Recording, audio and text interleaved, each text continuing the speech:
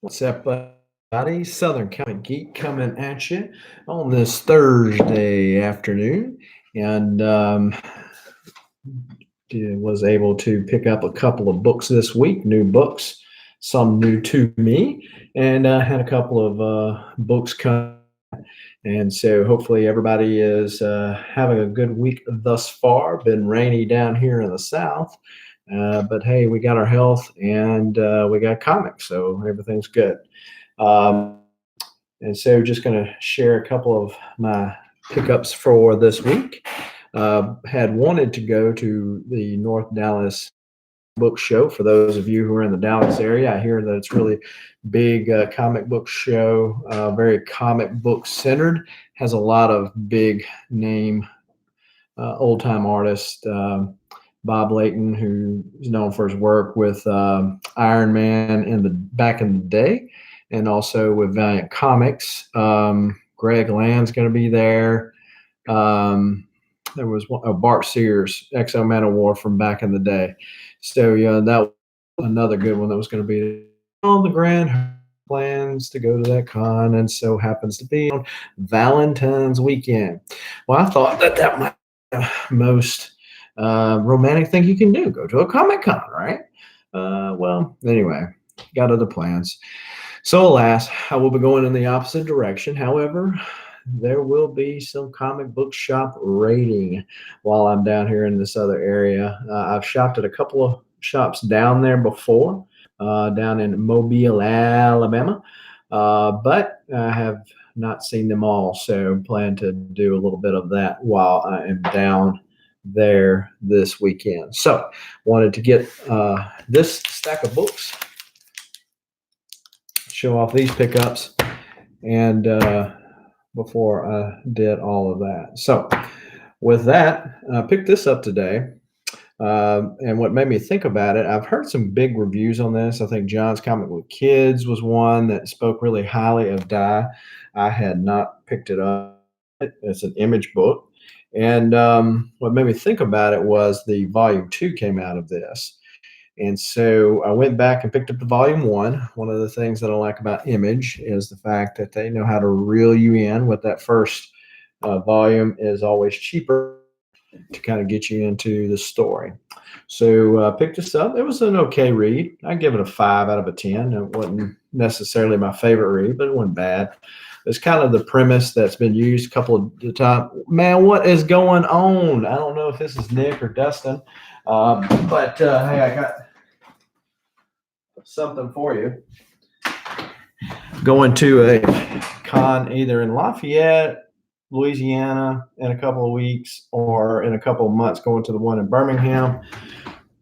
So I picked this up at the Second and Charles today, or last night. So this guy's got a good name here, and going to get him to sign that as well.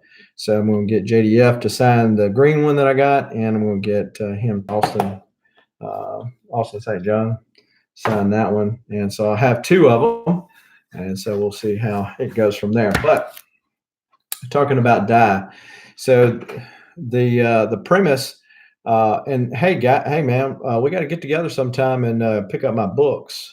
I've been working a lot in Louisiana, but maybe we can get together. And you never answered me whether or not you were going to that con up in Tupelo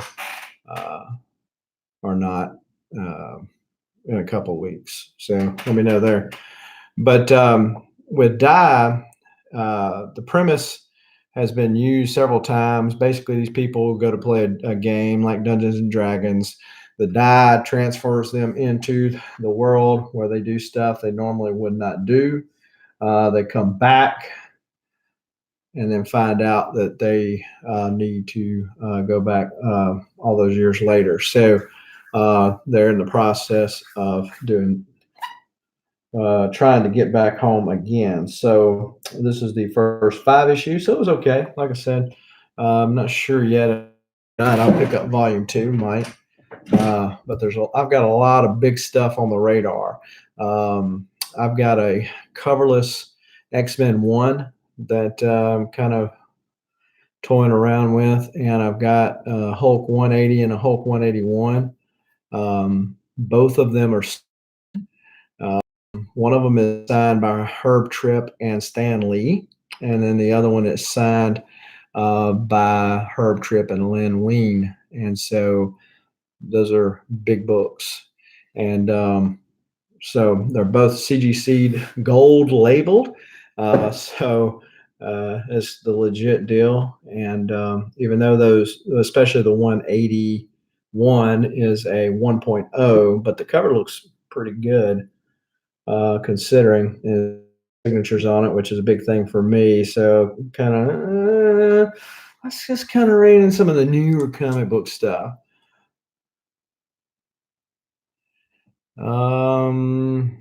Yeah, I sent you a message and asked you about it. I mentioned it to Big Will too because Will didn't know that, and I know in Huntsville, it's not that far of a cry to drive over to Tupelo.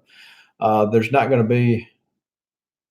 Yeah, exactly. It's just like the new Jumanji movie. Um, you know, where and then even and it's funny because one of the characters in the Jumanji movie goes from being a girl to a guy. In the book, a guy goes to being a girl. So yeah, it's just like that. And I was thinking of an example recently. So thank you for bringing that to my memory. But yeah, it's supposed to be a big comic theme deal. It's not a lot of. So I don't know if there's any creators that are going to be there. I know Austin St. John's going to be there. Power Ranger I mentioned earlier.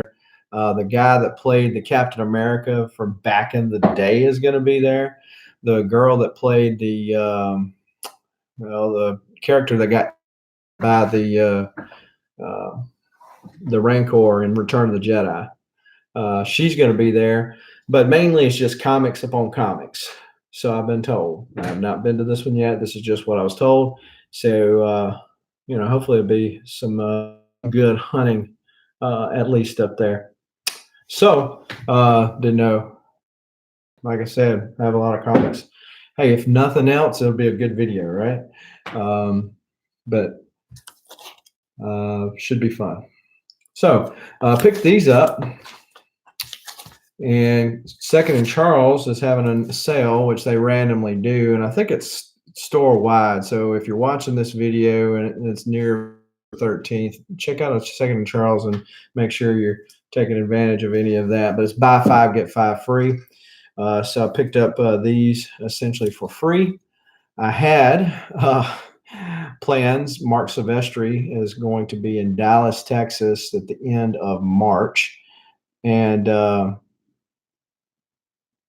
the one on 72 Highway. Oh, March the 7th and 8th in Tupelo, if that's what you're asking. But Dallas was going to be March the 27th. He was going to be there. Well, I found out that plans got changed. My daughter is graduating school, and there's a senior banquet, and the dates got moved to that. So, alas, Dallas was not in the cards for me this week, and Dallas is not in the cards for me in March. And so I'll just have to get my comic shopping fix somewhere else. But I also picked up this Cyber Force without the gold embossed, and then picked up the Killer Instinct #2. So that's the Jim Lee Creations Wildcats fighting Riptide, I think that's what his name was, which was Silvestri. Rip off instead of Riptide, it's more like rip off of Wolverine. Also picked up Red Outlaws #2. Dig the red hood, and so when I can find them on the cheap, picked it up, and so it's cheap. Got a copy of the Black Bag Death of Superman, and picked that up at Second and Charles as well. I plan to go. Of course, we know how that goes. What's going on, Perry? I feel privileged now. I've had Perry lurk my channel. Or top of the morning, yeah. Depends on your point of view, right? But hopefully I'm going to a show in Washington. Bueller mentioned this on his channel. but Kevin Eastman and several big creators are going to be there. Scott Snyder, Dan Jurgens is going to be there. So I'll get him to sign that if I get to go to that. Good thing about in Washington, I've got family not that far from there, so I can do it as a visit and do a little comics while I'm at it. So Red Hood and Arsenal #4, fighting the Batman Bunny Man. If y'all remember that from the Capullo days. Picked these up on the cheap. I got to thinking, I said, man, really, these don't have that much value. Could I get the trade cheaper? But the answer was no, because of Second and Charles's sale. So Book of Death, this is a Valiant crossover series. Book of Death #1, Book of Death #2. And y'all might recognize that art right there. That's Mr. Clayton Crane himself. So cool cover. Book of Death #3, and then Book of Death #4. Now, funny that Bueller put out a question, what makes a good comic shop? And my answer to that is, hey, holds a conversation. I'm not, oh yeah, Clayton Crane is great. Matter of fact, and Perry, talking about Clayton Crane, I don't know if you ever met him before, but he is a really nice guy, and does some killer art. And the way he signs his signatures, he'll sign it the infinity signature, and I don't know how he does it, but he's got all these markers, and he'll sign like a couple of letters in one color, a couple of letters in another color, and it's like he signed it all in one fluid signature. It's really, really neat how he done that. But I got him to do Thanos #1. I got Donnie Cates to sign it, and then because it's the Clayton Crane variant of that. So that was pretty cool. Got him to do a Rye sketch cover for me that I sent off to be graded. Seen him last year, stood a few feet away. Oh man, he was taking. Somebody had got a black Ghost Rider sketch cover, and it looked like, if you remember, is it Mark Textura that did Ghost Rider back in the 90s?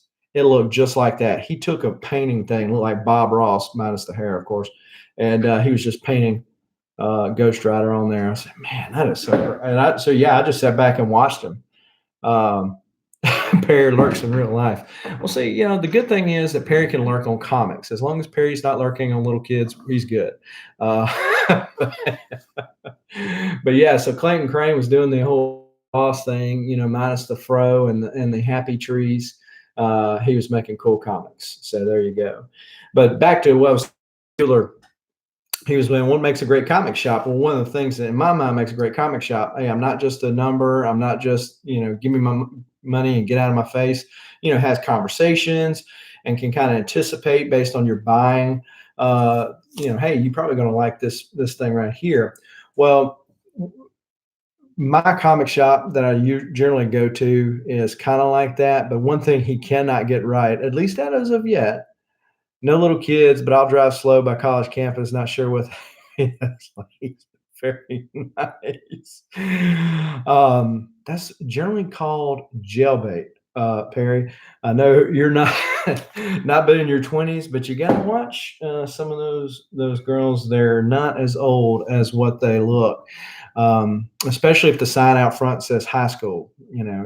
It's might be a dead giveaway.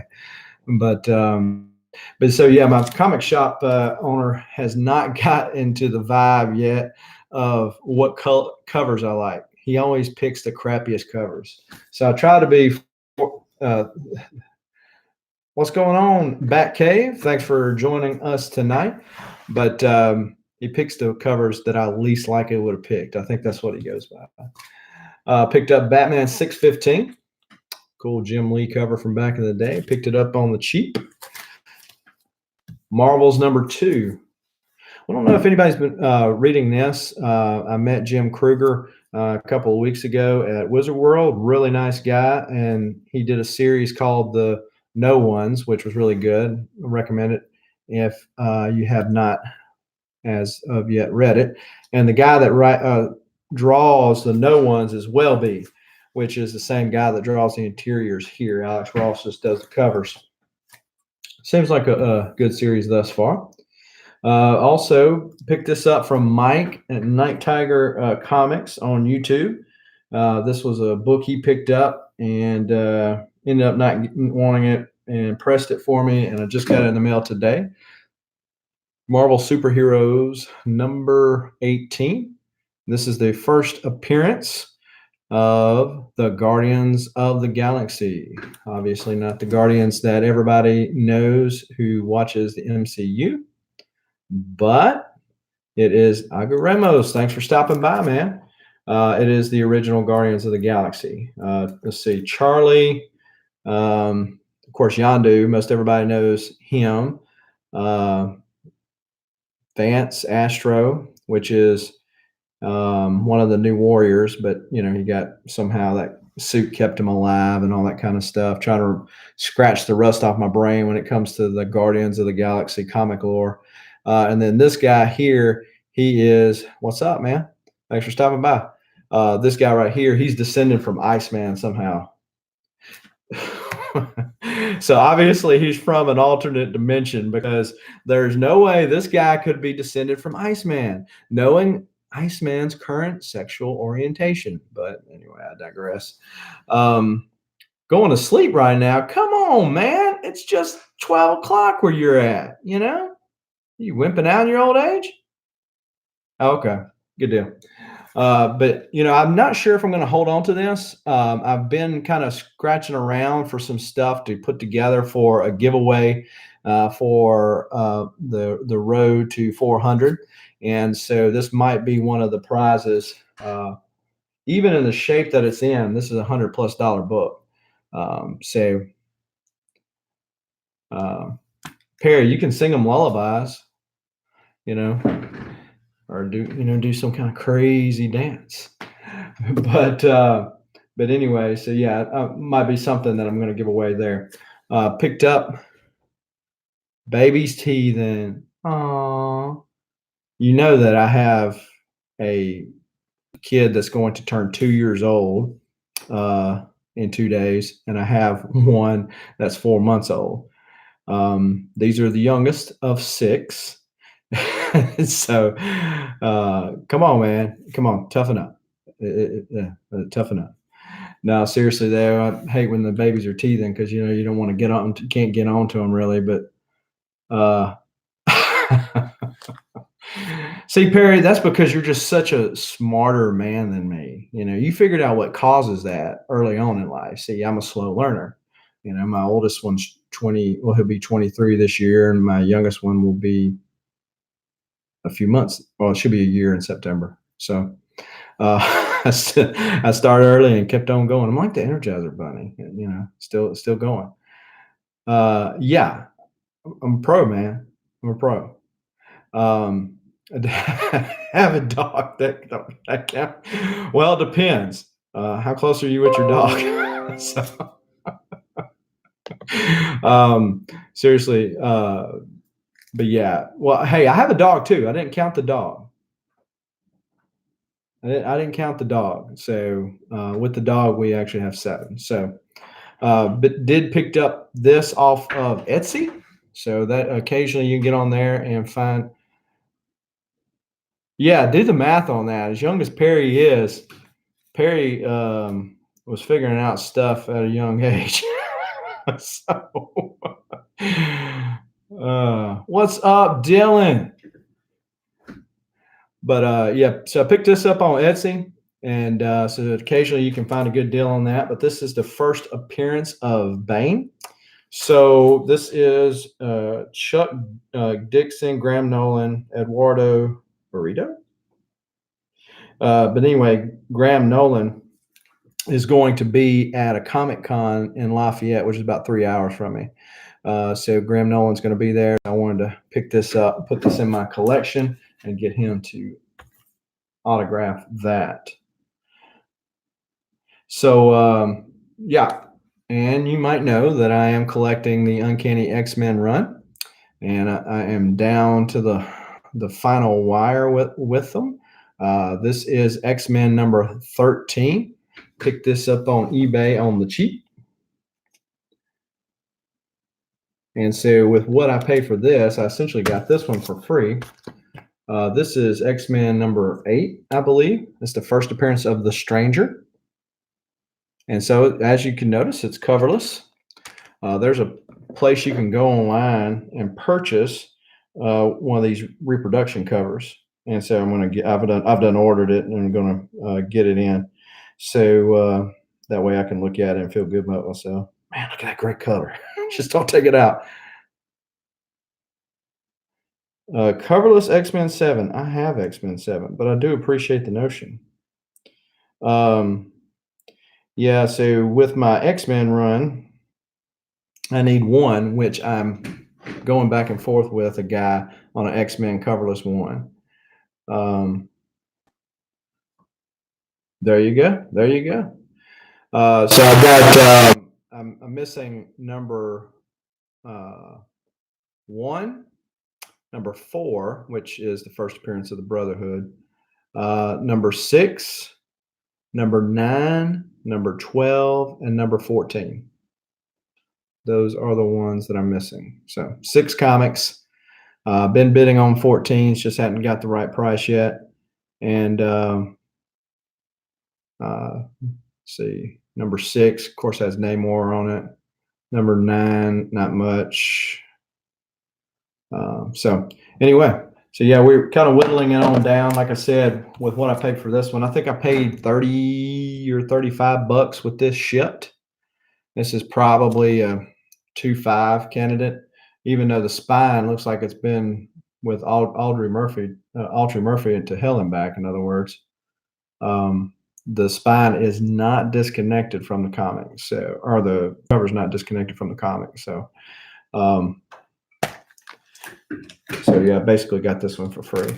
Yeah, everybody, I wondered about when I do my setup, and eventually I'm going to have a stand that shows over there where my comic wall is, where I have all my stuff displayed. But this is my more professional background. And so this is an original version of the Monopoly board that came out in the 1930s. So as you know, in the 1930s, the Great Depression was upon everybody. And so everybody wanted to feel like they were big time without being able to be big time. So Monopoly came out. The houses are made of wood as opposed to plastic now. And there are some things like one of the deals is, hey, we're off the gold standard. Well, it went to the 70s. Perry, here's your history lesson since you just checked out of high school. But yeah, so the history lesson being that we've been off the gold standard since Nixon. So been off the gold standard since the 70s. Of course, this came out before that. And so some of the prices and everything changed on the board too, and the color of the money. But yeah, this is part of the original box. Thought it was pretty cool. And so thank you for noticing. But I've got a couple of comics. I picked up X-Men number 6. I picked up the Dark Phoenix version of that. I ordered it just to make sure I was going to be able to get it. And of course, by ordering it, I didn't watch the dates on everything, and they don't release everything until everything is released. In other words, I'm not going to get anything early, but they don't just send one thing out. They wait till the whole box is ready. What's up, Tom's Comic Books and Reviews? We're just sitting out, showed off some of my recent pickups and doing some comic ranting here. So yeah, kind of waiting on that, but that was an extremely hot cover. Waiting on X-Force, I ordered that. Waiting on the most recent Batman and Undiscovered Country. So yeah, so waiting on those. Generally, I pick those up at the local shop, but I was trying to get enough to get free shipping because I picked up the Wolverine, the Hulk 340 Amish cover. Picked that up for the Wolverine 1 that's going to be coming out, and I was trying to pick up a couple other things with it. Also got the Wolverine 1 in Huntley variant cover from Comic Tom, which I'm sure a lot of you probably do as well. So yeah, Perry, man, hey, all us po folks, all we can do is try, man. One day when we have a big time channel like you, and just chilling like a villain and able to lurk around like you are, and maybe I'll make it one day. But until that time, we'll just have to deal with what we got. The hand destiny has dealt us. Um, it's funny when you were talking about your sandals because I used to wear sandals too when I was in high school. So yes, I feel old, but I used to wear those sandals everywhere because they were just so comfortable and um, yes, they were just so comfortable, and I'm like, man, screw you. You don't like my sandals, whatever. And I always said, Jesus wore sandals, so it's got to be okay. So I wear those things to church, man. I wore them everywhere.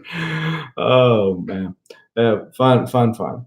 But yeah. So what have y'all picked up this week? What's going on this week in y'all's pull list?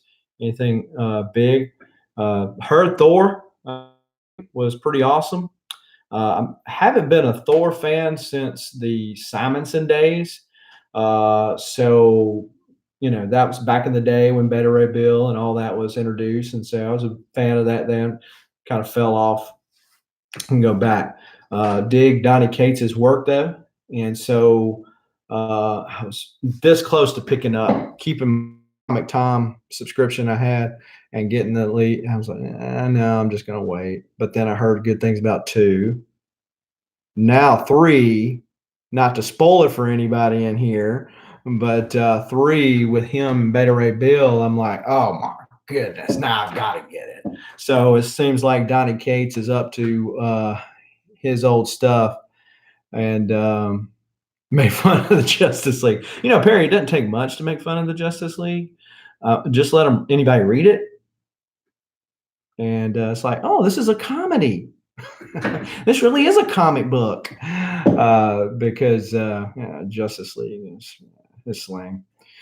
I've got more Valiant titles in my comic collection than I do DC.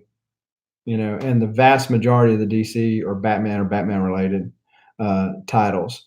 And I just kind of soldiered through Tom King's run of Batman, but yeah, don't collect all that much DC characters just don't connect, and then that's what they found out. Of course, I feel violated with Marvel. I feel like that with Marvel, a lot of times it's just bend over and take one for the team. We need some more profit, and they don't even offer, to kiss me on the cheek or anything with it, right?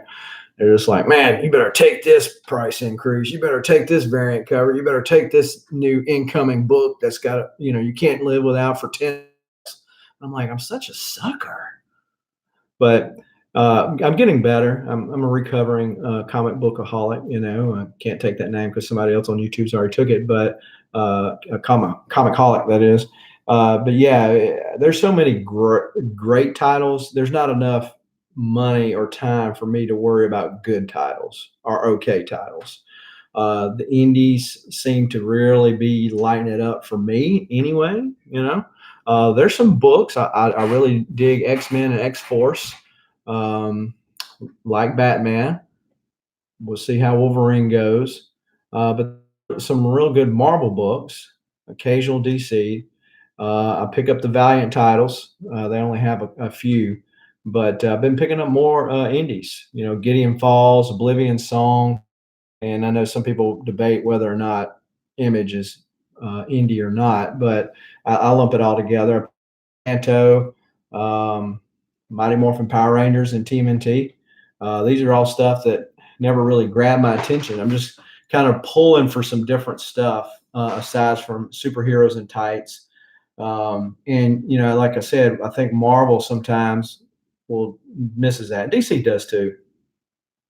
DC does too. They miss that the fan and what they want. Give them a good story. Quit trying to do a giant storyline that's supposedly going to change and shape everything for the rest of their lives when everybody knows it's not true.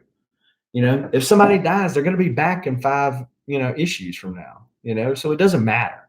Just like they say that Kitty Pryde's dead now. I've already seen solicitations for the funeral of Kitty Pryde. Everybody knows that's not going to happen.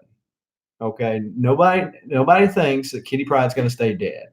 Nobody thinks that this incoming thing is going to have any long-lasting repercussions in the Marvel universe. So quit trying to sell us on the hype. Sell us on the book. I mean, if you felt like every book you picked up from Marvel was going to be fantastic, that you go, man, I can't wait to read the next issue. I'm not waiting until the trade comes out, or I'm not waiting until the electronic comes out. If you felt like every Marvel book you picked up had that good of art and that good of a story, would you be willing to pay an extra dollar for it? I think I would, because I hate it when I pick up one and go, man, I can't believe I bought this. I can't believe I wasted my money on this garbage. So thanks, Batcave says, all right, fellas, have a good night. My dog's teething. That's a joke, but I do have to get up, get some rest. Thanks for having me. Keep up the great content, fellas. Well, thanks for stopping by. Hashtag bring back Alfred, Agaremos says. And you know what? You know what's going to happen? The Justice League book, the Justice League book had Alfred in it. It's like, oh, we even forgot he was dead. Sorry. And then later on, they'll say, oh, well, we really meant to do that. You know, Alfred was really a doppelganger and he was killed, and it was really Clayface that he killed. And here Alfred is over here. And, you know, then they're going to bring back Batman's dad, and he's going to say, see, you thought I killed him and I just wanted you to do this, but he's been safe all along. And we go, yeah. Give us Alfred. Let's forget about it.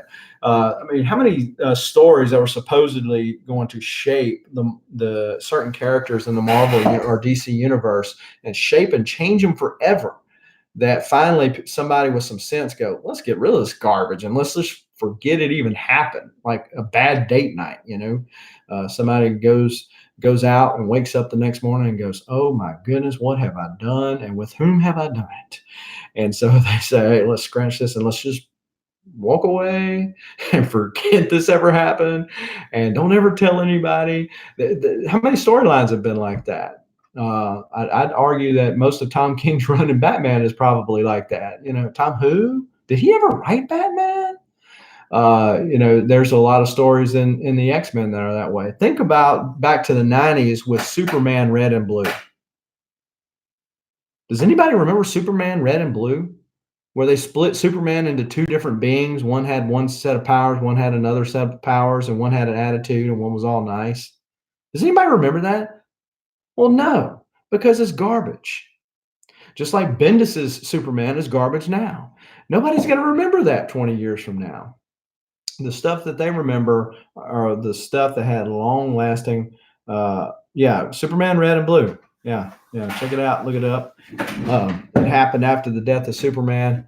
That was like the next thing, and it was supposedly going to change his thing forever. And it finally put it back together and said, oh, let's forget that even happened. But yeah, so they did away with it. And most of this stuff, most of these crossovers, these like Absolute Carnage, it was okay. Was it great? No. Did it drag on longer than it needed to? Yes. Yes, Bendis in anything is sad panda. Okay. And Bendis has this habit, and you know, all writers do, because there is no way for them to separate totally from their personal point of view from their writings. Okay. There's no way, because just like with this, I'm putting, you know, my personal views into the content, even though we're talking about comics made by somebody else. It's just personal opinions, and that's all it is, and that's fine. Everybody can have opinions, and they can vary wildly. So you can't totally separate it, and we don't expect them to. The problem is when you try to be so forcibly with it that it's like, dude, me and you just agree to disagree, okay?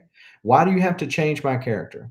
So Bendis brings back the original X-Men for some unknown reason, brings them back, and now all of a sudden the guy that was a super dude, you know, a playa, you know, he was all the time acting like Perry out there lurking with the ladies, you know, a guy like Iceman, and now all of a sudden he's gay.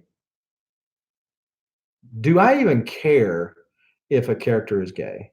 No. The answer is no. I do not care what goes on and what they do. Okay. So why all of a sudden is this such a big issue?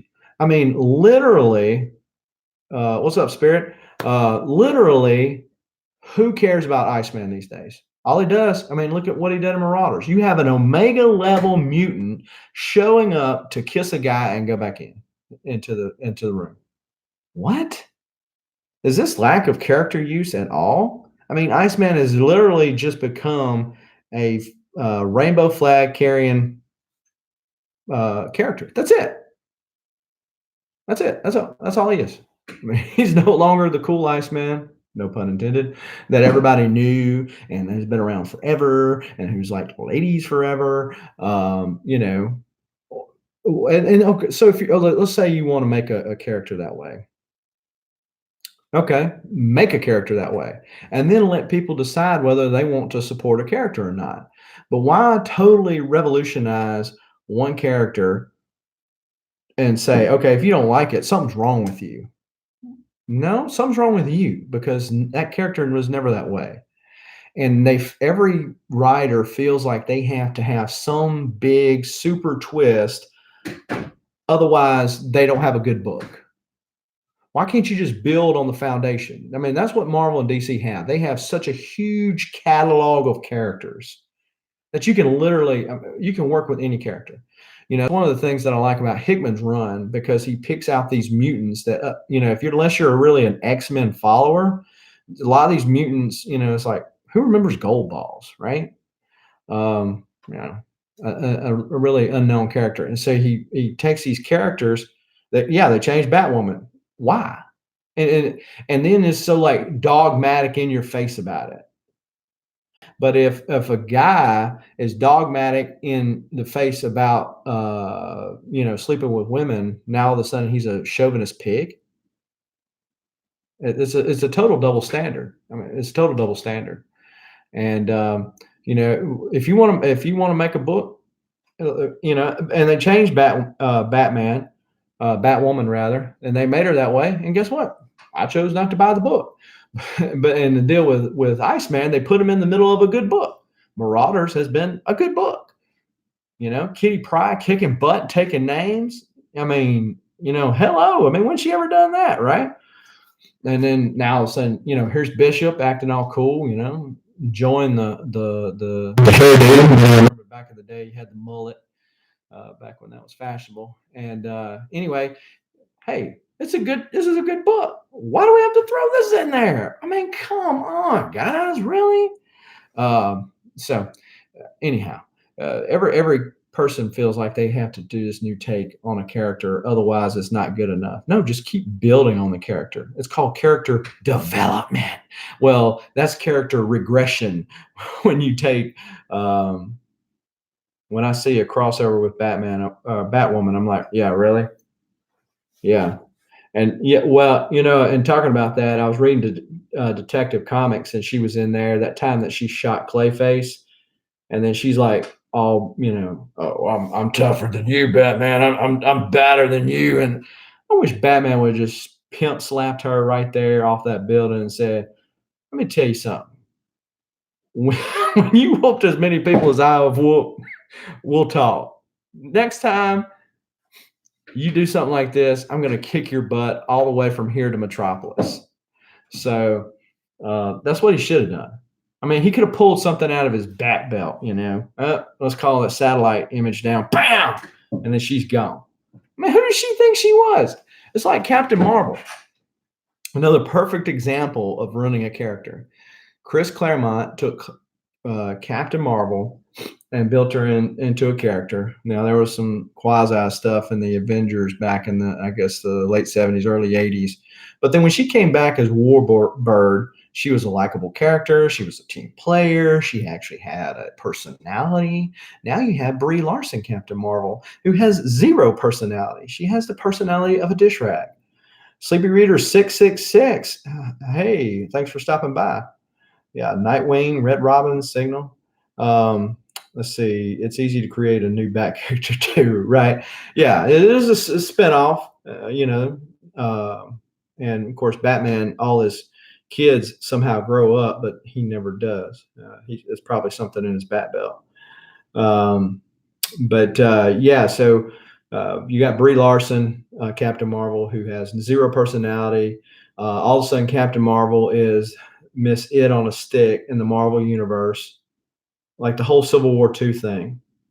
It's like, who do you think you are? And then how are you beating Iron Man and all these other people? You never were that powerful, and you all of a sudden make her powerful. I asked Chris Claremont about Miss Marvel last year. His face was priceless. 20-minute conversation. Yeah, he's a real nice guy. I talked to him in Memphis, and he's going to be at the Huntsville, Alabama Comic Con I'm going to in April. I try not to think about what age Batman is supposed to be. Well, yeah, we have to, willingly look past, Peter Parker and all the original X-Men and all that kind of stuff, and we forget about it. It's just funny how some of the characters in the stories age, but then others in the same story don't. But yeah, it's funny. Well, and talking about Aga Ramos, talking about Chris Claremont, I tell you another writer who is kind of just as vocal, and that's Jim Starlin. And so I met Jim Starlin in November, and I was talking to him about the Infinity Gauntlet. I got my Infinity Gauntlet signed by him, both the comic and the Infinity Gauntlet. I was going to say the real one, but I don't really have a real one. So anyhow, got the Infinity Gauntlet signed, and he wore it, and we posed in a picture together, and it was kind of cool. And I said, well, the one thing about your comic, think about the original Captain Marvel. He's like one of the few people that has actually stayed dead, right? A few people that has actually stayed dead in comics. But because he died with cancer, it was like, okay, there's really no coming back from this. I mean, but you could be cloned, alternate reality, all that kind of stuff. But he can't come back from cancer. You can come back from being annihilated, having planets dropped on you, and all this other kind of stuff, being stabbed through the heart, but you can't come back from cancer. Yeah, I don't know, but I'm glad they didn't. I mean, because it adds gravity. And when they put their lives on the line and they die, and then you go, whoa, they stayed dead. Used to DC was better than Marvel about keeping people dead, and they would keep them dead for quite a long time. Or all together. And then what they would do, they would bring a new person to pick up the mantle, so Barry Allen dies and Wally takes up the mantle. Well, hey, that's understandable. So the other character passes the mantle, and then you learn to like that character because he has different flaws and different problems and different strengths, but essentially the same power skill set. Ramos says Batman takes a bath in the pit that doesn't change him. Yeah, that's true. He does. His ex-Paw-in-law, Ra's al Ghul, he could go bathe in the Lazarus pit. That's true. Maybe him and Talia. I mean, that's where they got it on, down in the Lazarus pit.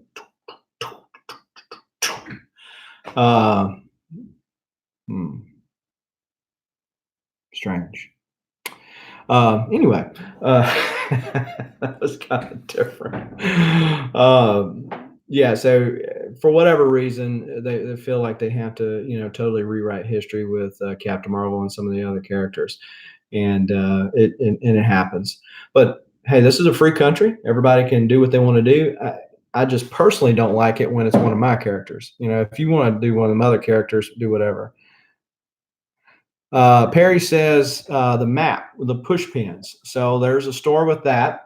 So these are all places that I've been. So the push pins are all places that I've visited. And I'd run out of room really in the United States to put push pins. I just put like into the bigger cities. But, been over to Europe and over into Turkey and then Thailand, and then in September, I'm going to Israel. So yeah, I put one in Seattle. Yeah, I've got family up there in Seattle. Yeah, I'm pretty blessed with my job. It affords me to be able to have this habit that I do, which is akin to snorting cocaine. Maybe not as deadly, but this is expensive, known as collecting comic books.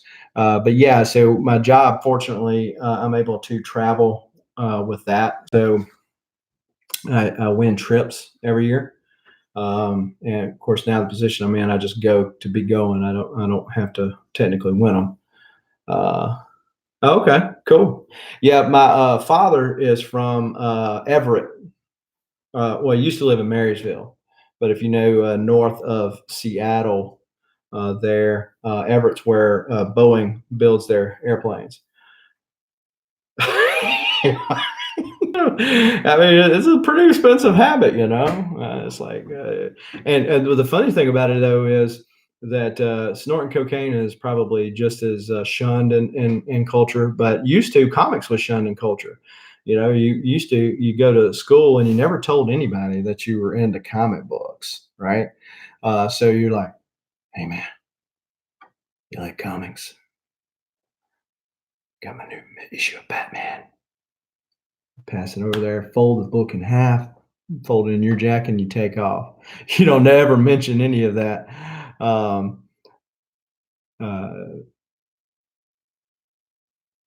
so yeah, you never mention any of that. Of course, now it's fashionable. You know, back in the day, it wasn't fashionable to have braces, wasn't fashionable to have glasses, but people wear glasses. They don't even need glasses now. It's like, what's this world coming to? Sleepy says, the older I get, the more I just have to deal with the characters no longer being my characters. Kind of why I enjoy DC more now because I used to love Marvel so much. Yeah, you know, I Green Lantern. I haven't liked the Flash since the old Flash series, the one that was it John Wesley Ship, is that his name, was in back in the day. I always watched that. Of course, it went for one season, so I didn't watch it very long. But I liked it back then. I tried to give Green Lantern and tried to give Superman a shot, and I just never could connect with those characters. I don't know what it was. But obviously, both of those characters have been around a long time and have a big fan base. I got on at Green Lantern about the time of the death of Superman. So, you know, he went crazy, which we found out later was parallax, and Kyle Rayner comes on the scene, and that's the deal. So, yeah, that was about the time I was trying to get into Green Lantern. Then I tried to jump back on with Jeff Johns and the whole emotional Emerald, all the different lanterns, and I just never could tap into it. So, but I'm glad it works for you. Um, Gave Martian Manhunter a shot this year. Won't pick up the next arc. Yeah, the only thing I remember about Martian Manhunter was that he disguised himself. Something happened. He got kicked out of the Justice League, and he disguised himself as that black guy. I can't remember his name. And then, if you recall, when the Justice League was fighting Doomsday, um, he got thrown through this thing and caught on fire. And so it's showing his shape. And the Blue Beetle, the one that's now dead, walks in and says, "Oh, he's so and so." About that time, Doomsday smacks Blue Beetle around. He goes into a coma. And he goes into a coma, and he's not able to tell everybody that, hey, that guy's pretending to be somebody because he doesn't want to admit he's really the Martian Manhunter, and because the Justice League, for whatever reason, it kicked out. But I liked was it Infinity Crisis? Infinite Crisis, that's what it was. Infinite Crisis, where the Blue Beetle gets killed. That one was pretty good. DC's has some pretty good arcs on it, though. I've heard some good things about Justice League Dark. Not so much Justice League, but Justice League Dark. Um, Make me think about that character here. Bloodwind. That was the name of the character. That was the name of that Martian Manhunter was going by during that time, and that he fought Doomsday. So there's the got that version of the comic there. So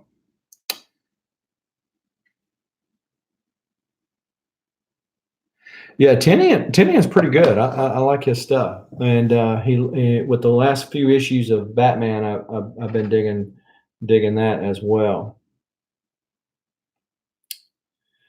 No, Ted Kord is who I'm talking about. Ted Cord. What's the name of the character that killed him? He's supposed to be in the Wonder Woman movie, but yeah, he killed him. And and talking about Tinian as Batman, the last couple of issues is like, aside from Alfred not being there, which they kind of touched on in that first one because he called Lucius Fox Alfred. You could kind of feel like, okay, it's dawning on me that Alfred's not here. But he had all the back gadgets, just like he's done before, and it seemed like getting back to the Batman roots minus Alfred. Bought some issues of Justice League Dark for the cover, but I'm going to crack them open now. Curious if anybody's read the Constantine Black Label book. I picked up most of the Black Label stuff, the Joker, Batman Damned. The Question is good. Pick up a lot of that stuff, but did not pick up the Constantine book. Wondering if anybody's read that, what they thought about it. I hadn't picked up the Wonder Woman either. I just couldn't get past the ugliness of Wonder Woman. Usually you think of a goddess. She's Ted Cord. There you go. Yeah, he killed them, and that might have been before the New 52. As a matter of fact, I think it was that they were having all that stuff, and then that's when they rebooted DC, and then they come back with Rebirth, a few years later, and rebooted it again. I just hadn't long read the Watchmen. Picked up the trade for the original Watchmen series, and I see why everybody liked it so much. I mean, because it's pretty gripping. So I'm probably going to wait and pick up a trade when the new Watchmen that, where Dr. Manhattan was responsible for Rebirth. I'm going to probably pick that one up. Black Label Lucifer. I ain't seen that one. Heard good things about Constantine Hellblazer, but haven't tried it. Yeah, that's the one I was looking at getting. Hadn't heard about the Lucifer one. But DC seems to have stumbled on to something with that Black Label stuff. People are willing to pick up those books, even though they're kind of outside of continuity, and they cost more money, but they're nicer quality material, better stories. There's a novel concept. Instead of giving me a crappy story like Incoming and charging me $10 for it on cheapo paper that when you touch it, the oil in your skin, automatically puts fingerprints all over it. See, that's Marvel's secret way of making sure there's less 9.8s out there, and therefore it drives the prices of the books up. Yep, black helicopters all the way. It's Lucifer from the Sandman universe. Okay, cool. I would be picking up more magazine side. It is tough to swallow. It does take some getting used to because I had to get another box just to put that magazine stuff in because it didn't fit in my other stuff. Z Collects, yo, what's up? Hey, Hack 79, thanks for joining us, man. Got 9 people in the chat now. You got 10 people in the chat. Hey, guys, be sure to hit that like button in and around that chat. And really appreciate you joining us tonight. Just kind of doing some comic book rambling here. Showed a couple of books off earlier. God Tank, hello, comic fam. Thanks for joining us. Everybody likes the Monopoly, right? What's Perry smashing? Perry smashing something. Yeah, so appreciate that. So for those of you who come into this late, that's an original, one of the original versions of the Monopoly board that came out in the 1930s. And so if you'll notice, the houses are wood, not plastic. This is part of the box here. And the community chest and chance cards are different. Man, Aga Ramos, I so wanted to go to Emerald City Comic Con. Jim Lee is going to be there, and so many other people are going to be there, but there's just no way I'm going to be able to make it. The Bueller mentioned, and I'm trying to remember the name of the con, but it's going to be June the 20th. and Kevin Eastman and Scott Snyder, Dan Jurgens. A bunch of big name folks are going to be over there for that, and I think that's the one I'm going to. Okay, SummerCon, yeah. Weapon X started from the bottom. Now we are here. Scarpad's Comic Treks Evening Geek. Thank you for stopping by. So yeah, man, I torture myself by putting this stuff on my phone and going, man, I'm missing out on this. I'm missing out on that. I got to quit doing it. So I go to the con scene. Our Sleepy Reader 666 says, as a kid, I stepped on the Monopoly cannon and got it stuck deep in my foot and had to go to the hospital and have it removed. Later, they discontinued the cannon. Yes, that version of the thing does have a cannon. Bueller is bringing an RV and we're going to party in the parking lot. We hit in the SummerCon, man. Yeah. Perry, MegaCon was another one that I had thought about going to because George Perez is going to be there, and I got some stuff I'd like for him to sign because he didn't go to that many cons. But this is the con scene for me. I've got 8 cons from March through June. I went to one in January. I was supposed to go to one this weekend, and as I explained to some of y'all guys earlier, yeah, I know, right? Yeah, so my dad moved down here, but my sister and all my aunts and my cousins still live up there. So yeah, maybe I can pull that card. Comics with Bueller, ain't no party like comic book party. Yeah, man. Sit back and talk some comics. I mean, how can you get better than that? Bueller's giving free passes for everyone. Man, you have heard it here first. If Bueller is getting free passes for everyone, we really appreciate that, Bueller. We appreciate your sacrifice and gift to the community. Let me give you my address so you can mail my pass here. Yeah, so no. Bueller says, well, hey, I heard that Perry was going to sneak along behind you, Bueller, into the con. He was just going to hold your water bottle or something like that. So I don't know if there's any truth to that. See, backstage the celebrities. Bueller used to sign my report cards. Bueller.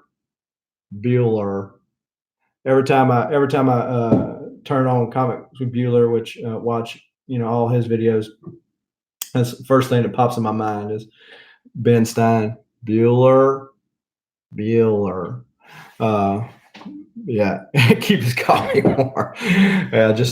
Just don't hold it in between your legs there, Perry. Maybe Bueller will throw a birthday party for Sam. There you go. Yeah, we're not going to say how Perry's keeping that coffee warm, and Bueller doesn't want to know. So there's a lot of cons. Got one in early March, and so most of the cons that I go to, I go for both SIGs and for rating the shops, but it's a lot of smaller cons. I went to GalaxyCon last year, and that was the biggest one that I went to as far as the number of people that were going to be there. Just have more fun at the smaller cons. I don't like feeling like, hey, you're rushed, get out of the way. I like to have time to talk to the various creators. 3 passes. Okay, well, so are we going to have a giveaway, Bueller? Is that how you're going to get rid of those passes? Is that how you're going to do it? Your blue ball and vest. So Perry's saying that Bueller has blue balls. Okay, well, we'll just leave that one alone. We'll leave that between them. Yeah. Well, going back to an earlier comment, Scarpad, yeah, so some of these cons are within driving distance. Some of them are flowers. Yeah. Blue balls deflated. They make a blue pill for that too. The deflating it will help you get over that hump. Z collects and one for me. Were you wanting one of the blue pills, one of the blue balls, or one of the passes? Z. Well, and Tom's back with us again.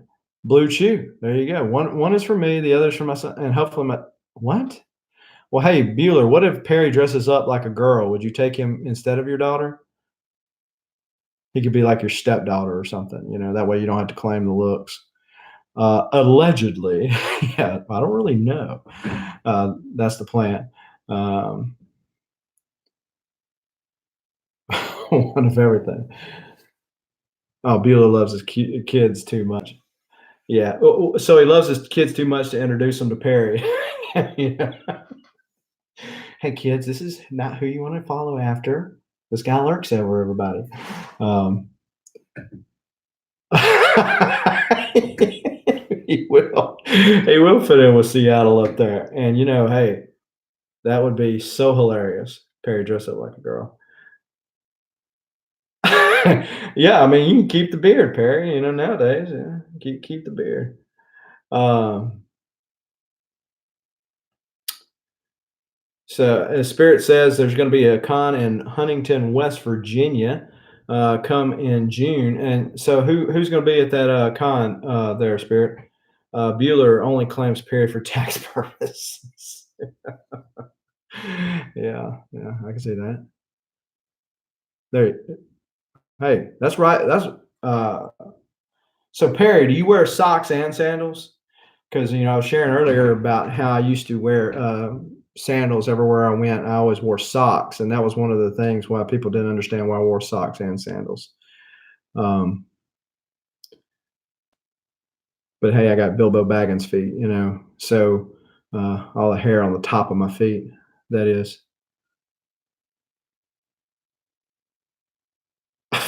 If I want to cut my toenails or not.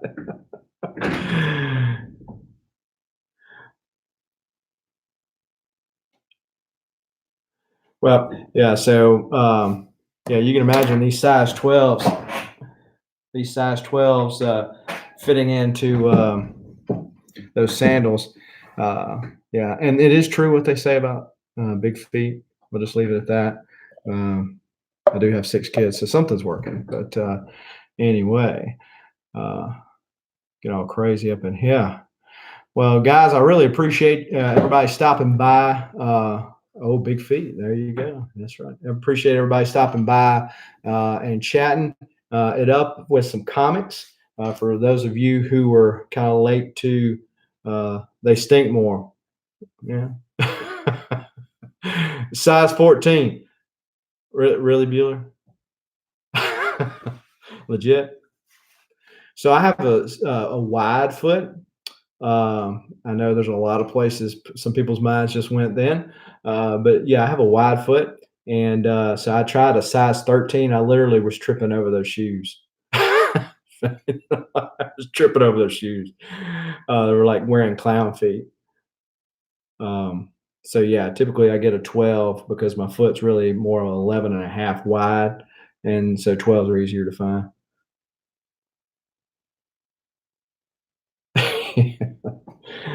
So, for those of you that were kind of late to the party, these were some of the pickups as we talk about the.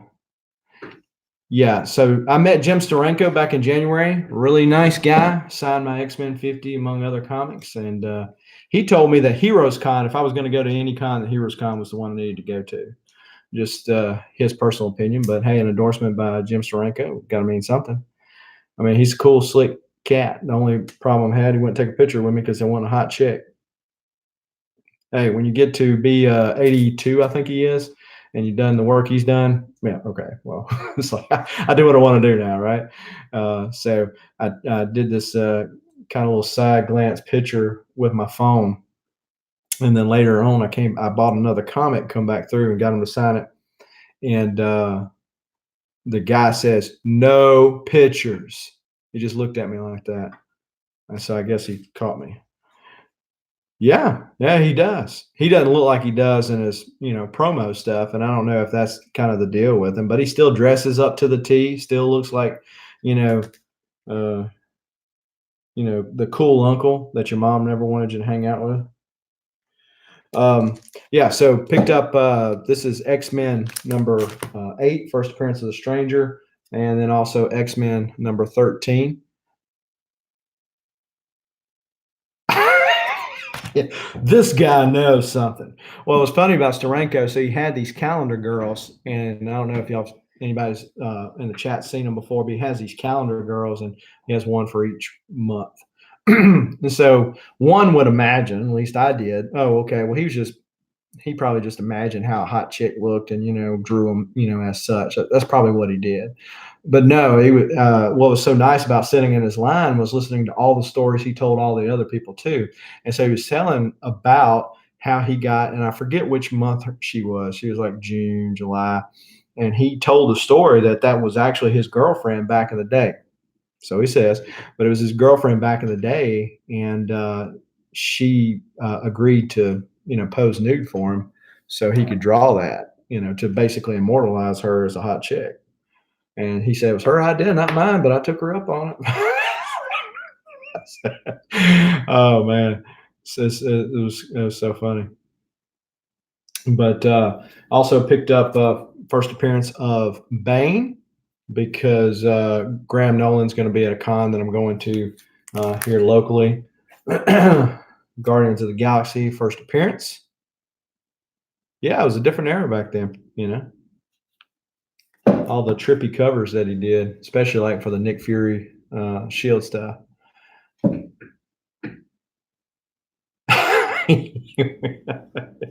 Yeah, Perry's like, I think I have a new thing to do. I have a new calling in life, and Perry's going to just go around explaining that. Let us know how it works out, Perry. Let's see how many times he can get away with that. He's gotten away with it at least twice, according to Perry. Picked up Marvel's X. Cool book thus far. Batman 615. Yeah, that's another one that I got on my list for coming up there to SummerCon. I think it's probably towards the end of the week, like most of them are, and I'm gonna go up there first part of the week, visit with the fam, and then come on down there. There you go. There you go. Great book to crack. Bloodshot number 6. Rye number 4. Book of Death number 4. Mississippi. Can't tell it in my accent. Tell you a funny story, Perry, about accent. So, just $20. Well, good night, Sleepy Reader 666. So you finally sleepy. But yeah, so it's funny because Rob, said, "Hey man, you need to hold on. I got to channel my inner Rob. Hey man, so anyway, so Rob was telling me, he said, "Man, you got that accent." And I said, "Accent? Is this the pot calling the kettle black? I've got an accent." I mean, what is that? Anyway, so yeah, Rob told me that I had an accent. So, Book of Death number 2, Clayton Crane cover, and Book of Death number 1, Red Hood Arsenal number 4.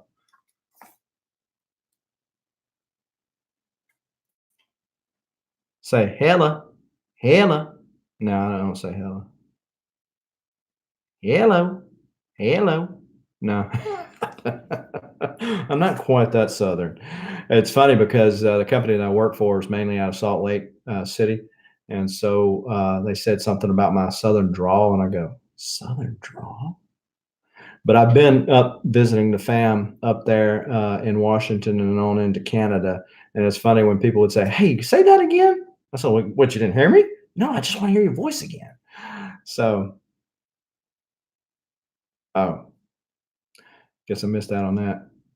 Introduce you to say Bueller's got the inside crack, man. So, Death of Superman, Red Hood and the Outlaws number 2 annual, some Cyber Force.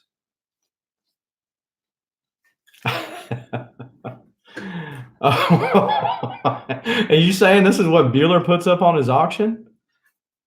So Cyber Force number 1. And so I'm going to have this personally signed by Bueller. Yeah, and it's got to be worth at least $100. But if you get it graded by CGC, it's going to be $200. Okay? And I will be the personal witness. I, I don't even know if Bendis's signature is worth 60. Is Bendis gonna pay me to get his signature? And I take that back. I might got some Ultimate Spider-Man I'd let him sign. But I mean, he ain't been good since then. So and then picked up the volume 1 of Die. So that was kind of a okay deal there too. But yeah, he hadn't been good since Ultimate Spider-Man. So cost Bueller nothing to meet those people who just wants to make a little scratch. Yeah, hey, look, man, the man's got to make a living somehow. I mean, Perry sells crack, Bueller sells cigs. It's just the way it goes. Yeah, pay him to rip it up. Say, hey, look, will you just like rewrite this whole deal and say it never happened? Bueller knows how to scratch. Yep, those blue balls, right? Come and get you a crack. So yeah, maybe Bendis will do some such like that. But the Banana Cartel, Perry's part of the Banana Cartel. Yep. Man, look, man, anything goes on down there, anything at all. But guys, it's been real fun. But it is almost right. Don't say it. Well, now the whole world knows it, right? Because it's on YouTube. And it's got to be true if it's on YouTube, right? But yeah, so it's let's see, or should I go? Yeah, Soup's wearing blue jeans. Oh my goodness, I think maybe he was trying to get worse than that. Just park it. Yeah, just wait right here. Or just wait right here. So yeah, so it's been real fun. Thanks guys for coming by and having a few laughs, talking about a few comics. And but it's getting to be 1 o'clock, and I got a busy day myself tomorrow. For those of you guys who are on the West Coast, you got a couple less stories. Well, yeah, I'm trashing on Bendis, and Bueller's supposed to be interviewing Bendis. So, Bueller, I didn't insult you. I mean, you're not a big Bendis fan, are you? Are you going to call him out on being, sorry, or how are you going to do that? Go live, so we transition over. Yeah, just go from one chat room to the other. But yeah, be sure to give a thumbs up as you're heading over to if Z's going to go live. Someone go live. I guess I'm all jacked up on coffee yet again, and so therefore we're going to have another live show. So yeah, God, what's wrong with somebody don't drink coffee? I mean, what's wrong with these people? And so maybe, hey guys, maybe Bueller's jacked up on coffee. I know he was live earlier, so maybe he'll go live again, or maybe his coffee's wearing off.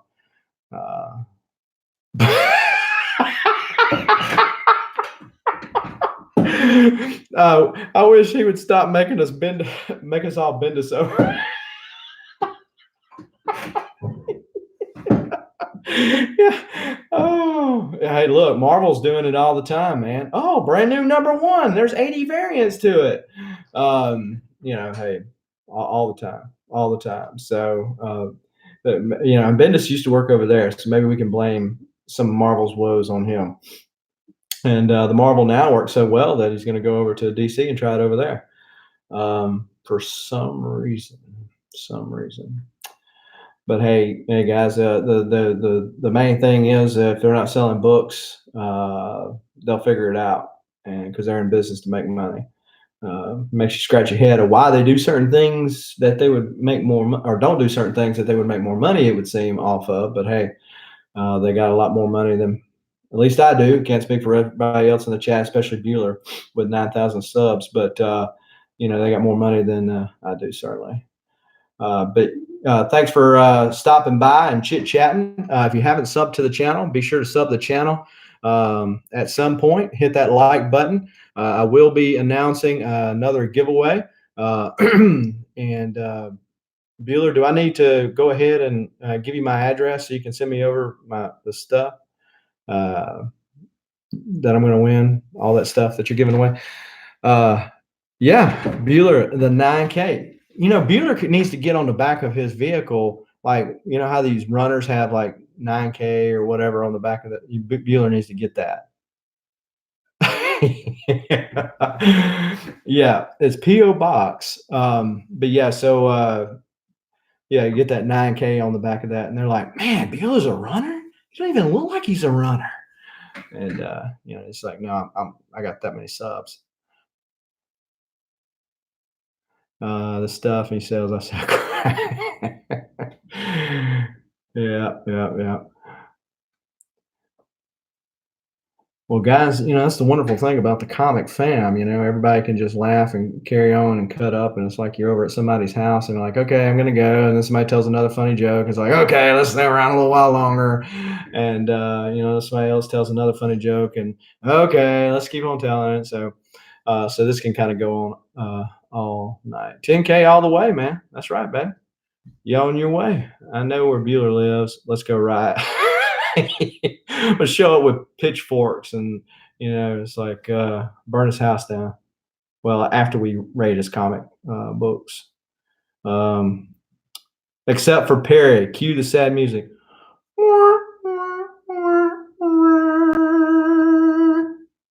Was that sad enough, Scarpay? Sad emojis. Yeah. So yeah, that's Perry getting all sad. He can't go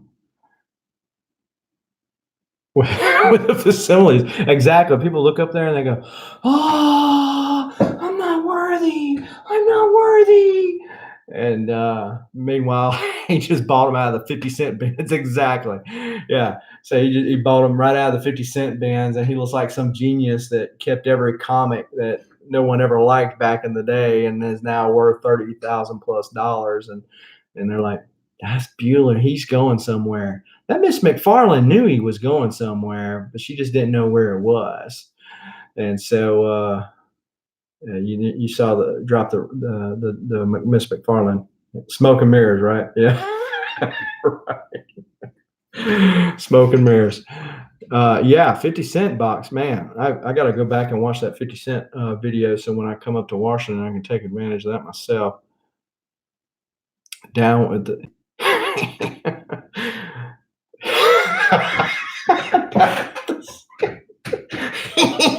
Are you ready for this sickness?